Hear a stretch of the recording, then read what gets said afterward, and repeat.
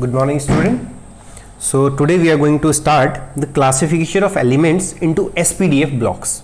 तो previous classes में हम लोगों ने बेसिक आइडिया लिया था long form of periodic table का. तो आज क्या करेंगे कि division of blocks depending upon the differentiating electron classification.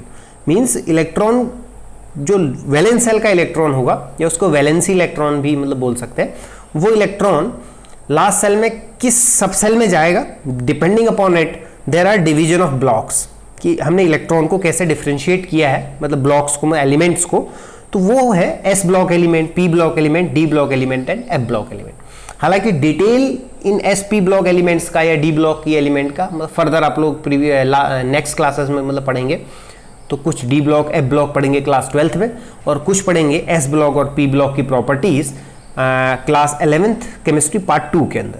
तो यहाँ पर थोड़ा सा डिफ्रेंशिएट कर सकते हैं हम लोग कैसे ब्लॉक्स में हमने डिवाइड किया हुआ है. देखिए थोड़ा सा मैं पहले आपको दिखा दूं पूरा पीरियोडिक ये मतलब टेबल के अंदर कि किस तरीके से डिवीजन होता है. और हालांकि कुछ बच्चों ने इसको डिफ्रेंशिएट भी मतलब किया था कि फर्स्ट पीरियड के अंदर हाइड्रोजन और हीलियम है, सेकंड पीरियड के अंदर lithium, beryllium, boron, carbon, nitrogen, oxygen, fluorine, neon है. ऐसे थर्ड पीरियड है, दिस इज फोर्थ पीरियड है, सिक्स पीरियड है, सेवन्थ ये पीरियड है, और ये ग्रुप्स आपके पास है. ठीक है, इस तरीके से आपने थोड़ा सा इसका आइडिया मतलब लिया था. और आपकी एनसीईआरटी में हर ब्लॉक को उसने अलग से दिखाया है, उसको देखें. और यहाँ पर जो क्लासिफिकेशन मैं आपको मतलब बता रहा हूँ उन प्रॉपर्टीज़ को भी उसके साथ मतलब कंपाइल करके नोट्स क्रिएट कर लें. ठीक है, तो चलते हैं सीधे सीधे. हम लोग सबसे पहले ये समझ लें कि जो फर्स्ट ए और सेकेंड ए है ये एस ब्लॉक है. This is first A, this is second A, S block element. Third A या 13, फोर्थ ए या 14, फिफ्थ ए या 15, सिक्स्थ ए या 16, सेवन्थ ए और 17, 0 और 18 ये सारा का सारा पी ब्लॉक है. बाकी ये जो एलिमेंट है थर्ड बी से लेकर के सेकंड बी तक, मतलब 3 से लेकर 12 तक, ये डी ब्लॉक के एलिमेंट है. और लास्ट में डी ब्लॉक से हम लोगों ने कुछ उठा लिए थे एलिमेंट यहाँ से बीच से, इनको यहाँ पर इनकी सीरीज हमने अलग से बना दी. इसको एफ ब्लॉक के एलिमेंट ये बोलेंगे. इनको transition, inner transition, these are transition, this is P block, this is S block. अब इनको सेपरेट करके चलते हैं और वन बाय वन इनकी प्रॉपर्टीज को देखते हैं. तो नेक्स्ट हेडिंग लगाए एस ब्लॉक एलिमेंट्स. अगला लगाए हेडिंग एस ब्लॉक एलिमेंट्स. ठीक है, आप लोग हेडिंग लगा के रखें एस ब्लॉक एलिमेंट्स. आइए देखते हैं. अब मैं आपको दिखा रहा हूँ एस ब्लॉक के एलिमेंट. ठीक है, ये हमारी पीरियोडिक टेबल थी ना एस ब्लॉक के एलिमेंट की, तो इनको मैंने सेपरेटली यहाँ से यहाँ लिख लिया हुआ है. ठीक है, तो एस ब्लॉक के जो एलिमेंट है इसमें आपको मैं कुछ ट्रिक्स भी बताऊंगा, तो उसको नोट करें. आप लोग हेडिंग लगा के रखें एस ब्लॉक एलिमेंट. ठीक है, अब देखिए इसमें क्या है, यहाँ पर हाइड्रोजन भी हो सकता है, हमने उसको लिखा नहीं. लिथियम, इसका एटॉमिक नंबर कितना होता है बताइए लिथियम का, दैट इज 2. ठीक है, ठीक, सॉरी 3 होता है लिथियम, लिथियम इज 3. ठीक है, अब क्या करेंगे, इसमें 8 ऐड कर देंगे तो कितना हो जाएगा 11. वो किसका होता है सोडियम का. इसमें 8 ऐड कर देंगे किसका हो जाएगा 19. ठीक है, इसमें 18 ऐड कर देंगे कितना हो जाएगा 37, 2 8 8 18 18 32. इसमें 18 ऐड करेंगे कितना हो जाएगा 55, 32 ऐड करेंगे कितना हो जाएगा 87. आपको एटॉमिक नंबर भी याद करने की जरूरत नहीं. ठीक है, इसी तरीके से बेरिलियम होता है 4, इसमें 8 ऐड करिए कितना हो गया 12, 12 में 8 जोड़िए कितना हो गया 20, 20 में 18 जोड़िए कितना हो गया 38, 18 जोड़िए कितना हो गया 56, 36 जोड़िए कितना हो गया 88. ठीक है, तो ये आपके एटॉमिक नंबर्स हो गए. अब आपने जो एस ब्लॉक के एलिमेंट हैं इसको हमने कैसे ये डिफरेंशिएट मतलब किया हुआ है. देखिए, तो पहला है, इसको बोलते हैं first A group, this is second A group. First A group में है लिथियम. देखिएगा लिथियम एटॉमिक नंबर 3 है, तो इसका कॉन्फ़िगरेशन क्या हो जाएगा 2,1. अगर मैं एसपीडीएफ से लिखूँ 1s2 2s1. ठीक है, फिर आ जाइए कौन नीचे सोडियम. अब आपको सारे लिखने नहीं, आपने बस जितना बता रहा हूँ उतना लिखना है.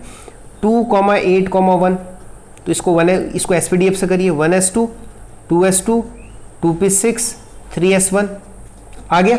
इसी तरीके से आ जाइए 19 पोटेशियम, क्या हो जाएगा, सब मैं लिख नहीं रहा हूँ, 1s2 2s2 2p6 3s2 3p6 4s1. यानी कि ये सारा का सारा सब कुछ कॉमन आने वाला. लास्ट में क्या आ जाएगा 4s1. इसी तरीके से ये रुबिडियम में क्या आ जाएगा 5s1, सीजियम में क्या आ जाएगा 6s1, फ्रांसियम में क्या आ जाएगा 7s1 आ जाएगा. तो इसका मतलब मैं ये कह सकता हूँ कि यहाँ पर जो कॉन्फ़िगरेशन है लिथियम का, दिस इज 2s1, इसका क्या हो जाएगा वैलेंस कॉन्फ़िगरेशन 3s1, इसका 4s1, इसका 5s1, इसका 6s1, इसका 7s1. यानी कि लास्ट इलेक्ट्रॉन क्या जा रहा है, लास्ट इलेक्ट्रॉन कहाँ जा रहा है, एस सब सेल में जा रहा है ना. देखिए एस सब सेल में जा रहा है, इसलिए इनको क्या बोलते हैं, एस ब्लॉक एलिमेंट बोलते हैं। ये देखो ये सेकंड पीरियड का है तो 2s1, ये थर्ड पीरियड का है, देखिए ना दिस इज फर्स्ट पीरियड, ये देखो सेकंड पीरियड का है कौन, लिथियम, तो इसमें क्या आ जा रहा है 2s1, थर्ड पीरियड में सोडियम तो 3s1, फोर्थ पीरियड में पोटेशियम तो 4s1, फिफ्थ पीरियड में रुबिडियम 5s1, सिक्स पीरियड में सीजियम 6s1, 7s1, इसी तरीके से, ठीक है। और वही अगर मैं बात करूं बेरिलियम की, तो ये तो सेकंड ए का एलिमेंट है, एटॉमिक नंबर 4, तो क्या हो जाएगा 1s2 2s2, बेरिलियम कितना हो जाएगा 1s2 2s2 हो जाएगा। मैग्नीशियम क्या हो जाएगा, आपको बाकी लिखने की जरूरत ही नहीं है, सीधे क्या लिख दीजिए, ये सेकंड पीरियड का था, ये थर्ड पीरियड का है, तो क्या हो जाएगा 3s2 हो गया।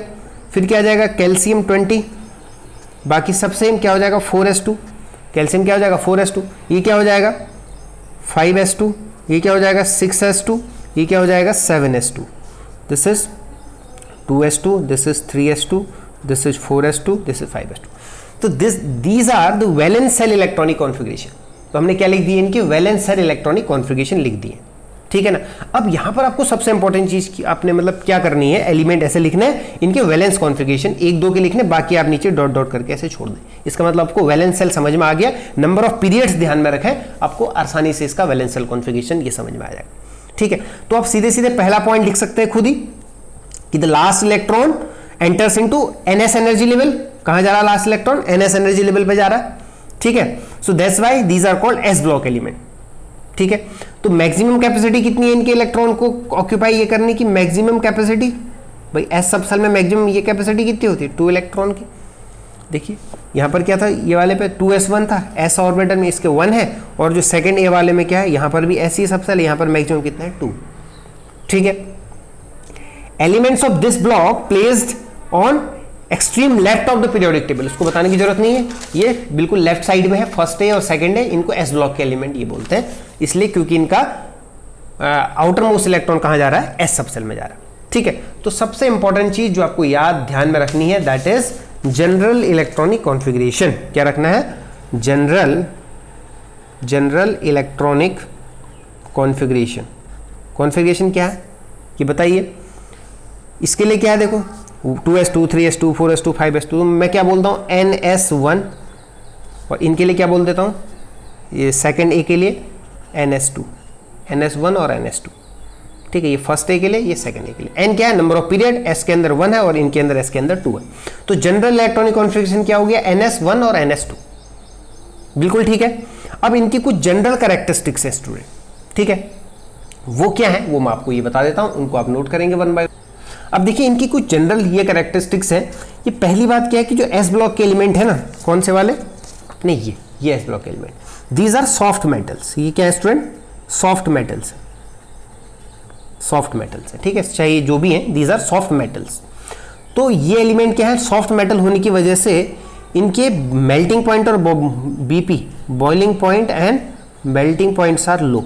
इनके melting point and boiling point क्या होते हैं, लो होते हैं, ठीक है। अब सबसे इंपॉर्टेंट चीज क्या है ये समझनी है।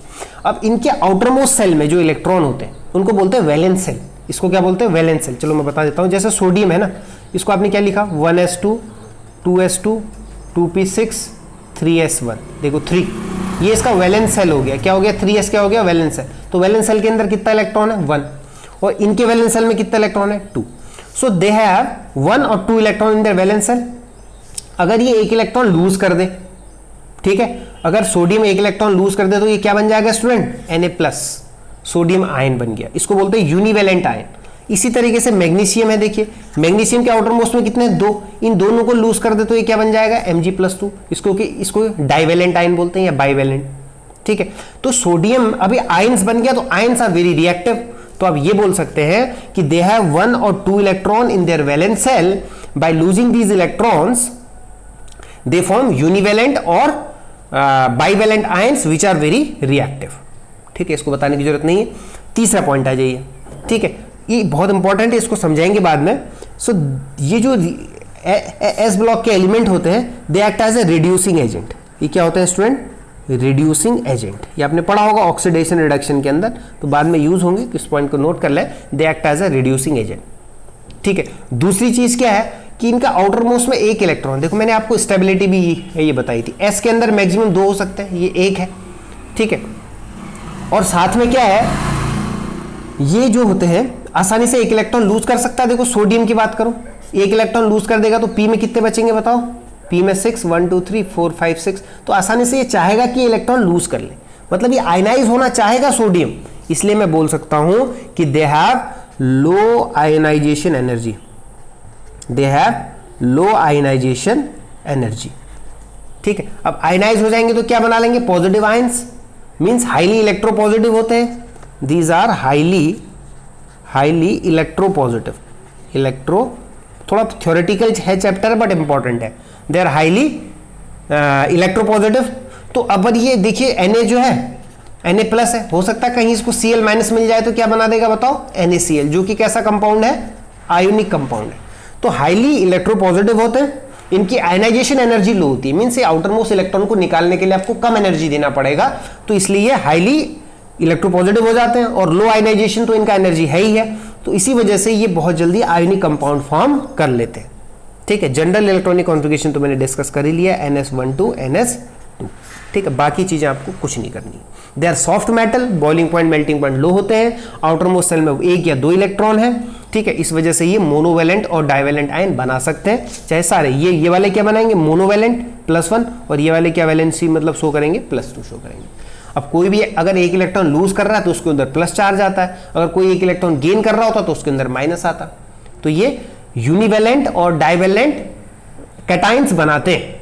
ठीक है, that's why they are act as a strong reducing agent, ये अच्छे रिड्यूसिंग एजेंट भी हैं।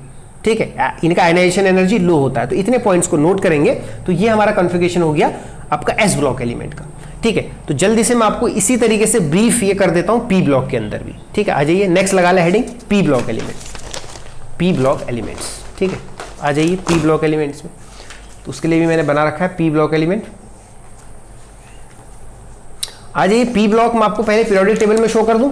So these R P block elements, कहां से, 3rd 13 से लेकर के ये सारे, ये वाले ब्लॉक्स क्या है, पी ब्लॉक एलिमेंट, इनको मैंने सेपरेटली लिखा हुआ है, देखिए these R P block elements. ठीक है, अब आपको करना क्या है इसके अंदर, ये सेकंड पीरियड है, n = 2, कॉन्फ़िगरेशन सबके लिख लेने हैं आपको। ठीक है, यही आपको हेल्प ये करने वाला है। अगर आपको कॉन्फ़िगरेशन समझ में आ गई, चलो मैं एक का लिख के दिखा देता हूं, बोरॉन, बोरॉन इज 5। ठीक है, क्या लिखूंगा, 1s2 2s2 2p1, क्या लिखूंगा, 1s2 2s2 2p। अब आप कहोगे सर इसके तो वैलेंस शेल में एक ही इलेक्ट्रॉन है, ऐसा नहीं होता स्टूडेंट।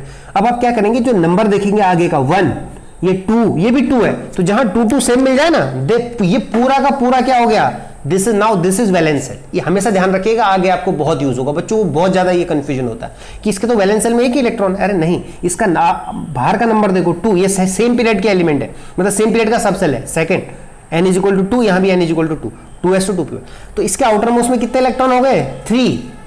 बात समझ में आई। तो बोरॉन का क्या हो गया, इसको मैं लिख सकता हूं 2s2 2p1, 2s2 2p1।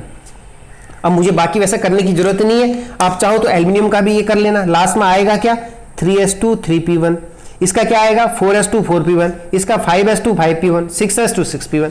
अब इसी तरीके से आ जाओ स्टूडेंट कार्बन में। कार्बन क्या होता है, देखिए कार्बन 6 क्या होता है, 1s2 2s2 2p2, ये होता है ना, कार्बन ये होता है। तो वैलेंस शेल में 2s2 2p2, क्या लिखेंगे वैलेंस शेल, 2s2 2p2, बाकी लिखने की जरूरत ही नहीं है, 3s2 3p2, 4s2 4p2, 5s2 5p2, 6s2 6p2, सारे ये कर लेंगे। नाइट्रोजन की ध्यान से देखें, क्या लिखूंगा नाइट्रोजन का, nitrogen is 7, that is 1s2 2s2 2p3। अब आउटर मोस्ट में कितने, 5, 2s2 2p3, तो नाइट्रोजन क्या हो जाएगा 2s2 2p3, बाकी नीचे वाले same 3s2 3p3, 4s2 4p3, 5s2 5p3, 6s2 6p3। Oxygen similar ये केस है, मैं लिख देता हूं, दैट इज 2s2 2p4।